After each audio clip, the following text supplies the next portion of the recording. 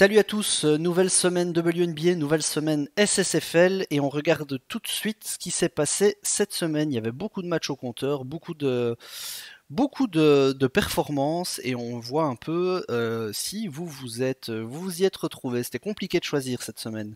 Et d'ailleurs, on ne s'y trompe pas, car il y a pas moins de 8 joueuses à 5 $ qui sont les premiers scores de cette semaine. Donc beaucoup de joueuses.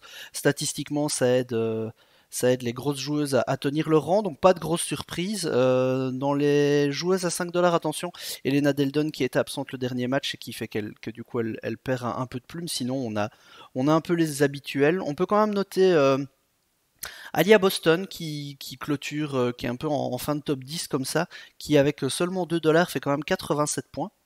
Ça permet de passer du coup au top 5 par catégorie et de voir que en fait on a des points pas si différents dans les joueuses à 3, 2 ou 1 $. Donc il y avait pas mal de surprises à faire cette semaine. La meilleure compo que vous pouviez réaliser cette semaine, il y en avait deux. Soit vous faisiez 5-5, 3-1-1 ou 5-5, 2-2-1. Dans les deux cas, ça vous donnait un total de 487 points. Donc avec Neka Ogwumike, Brittney Griner comme base. Et puis après, en fonction des cas, Alana Smith, Kalani Brown ou Satou Sabali. Ou avec Jordyn Canada et Alia Boston. Ça nous permet tout de suite de passer aux résultats de la semaine. Le classement cette semaine, c'est donc JE4213 qui est premier cette semaine avec 463 points. Donc ça c'est très proche du maximum possible. Donc c'est une grosse perf. Et d'ailleurs ça lui permet de prendre la tête de la saison. Donc félicitations à lui ou elle avec 1079 points en première place. Au niveau des crews, donc du classement par équipe, parce que je rappelle que vous pouvez jouer par équipe, cette semaine, après 2 semaines où la team Bradenton avait été première, ce sont les Johannesburg Mariners qui sont premiers cette semaine. Alors, au niveau du classement général, ils restent deuxième, mais ils recollent un petit peu sur les rivales de Bradenton. Donc voilà, l'occasion de rappeler que c'est pas trop tard pour faire des crews, hein. Vous pouvez toujours vous rassembler à tout moment, donc il n'y a pas de souci, allez compléter les équipes qui ne sont pas au complet. Voilà, ça c'était pour la semaine écoulée. Maintenant, je vous propose de nous intéresser à la semaine qui arrive.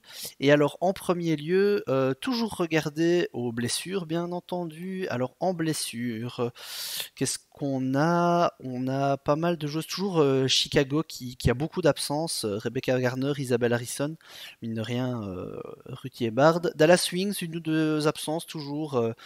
Diamond de Shields, Crystal Dangerfield, Lou Lopez Sénéchal, donc des absences longue durée, en tout cas pour Diamond et Lou. Quelques absences, rien de très nouveau. Au niveau des Lynx, Aerial Power s'absente aussi.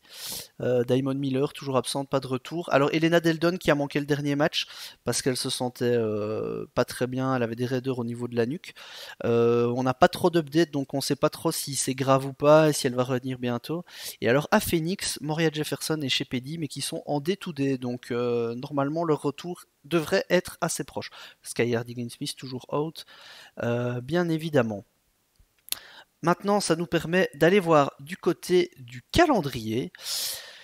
Alors le calendrier, de nouveau grosse semaine parce qu'on n'a pas moins de 15 matchs cette semaine, mais alors on a quand même quelques équipes, on a 6 équipes qui ne jouent que 2 matchs, donc c'est New York, Dallas, Connecticut, Chicago, Vegas et Minnesota.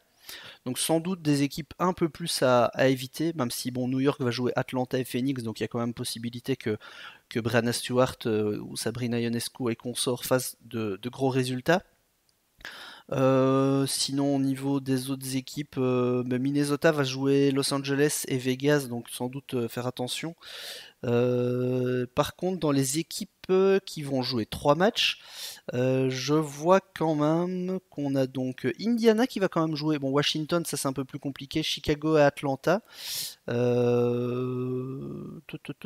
regarde un petit peu. Washington a un beau programme avec Indiana, Phoenix et Chicago, mais attention, l'absence d'Elena Deldon, donc difficile de savoir qui va faire un résultat là derrière. Donc de nouveau une semaine assez ouverte, pas évident de savoir où aller. Bon, il y a peut-être une petite pièce à mettre. Allez, disons Jewel Lloyd. Jewel Lloyd, Phoenix, Vegas, Dallas. Il y a moyen qu'elle fasse exploser le compteur. Ben, encore une fois, ce n'est que mon avis. Donc je vous encourage à regarder de votre côté. Mais voilà un petit peu les infos à prendre en compte. Je vous dis encore merci. Bonne semaine à vous et à bientôt. Ciao.